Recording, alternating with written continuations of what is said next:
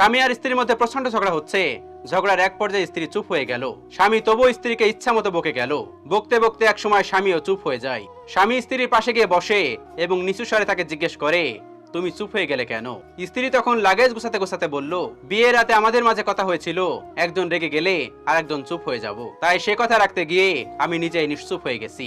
এই কথা বলে স্ত্রী লাগেজ হাতে নিয়ে চলে যেতে চাইলে স্বামী তার হাত শক্ত করে ধরে বলল, কোথায় যাচ্ছ তুমি? স্ত্রী তখন বলল, বাপের বাড়ি যাচ্ছি। স্বামী তখন গম্ভীর কণ্ঠে বলল, বিয়ের রাতে আমাদের মধ্যে এই কথা হয়েছিল যে যতই মনোমালিন্য বা ঝগড়া হোক না কেন, আমরা একে অপরকে কখনোই ফেলে যাব না। অতএব তোমার যদি সত্যি কোথাও যেতে ইচ্ছা করে, আমাকে ছাড়া তুমি যেতে পারবে না। তাই তুমি বসো, আমিও নিজের লাগেজটা গুছিয়ে নেই। স্বামীর এমন কথা শুনে স্ত্রীর মুখে আবার সেই হাসিটা উদয় হলো, যেটা মানুষের সংসারে হাজার সমস্যার পরেও দীপ্ত কণ্ঠে বলতে ইচ্ছা করে, এই তো আমার সংসার, এই তো আমার সুখ।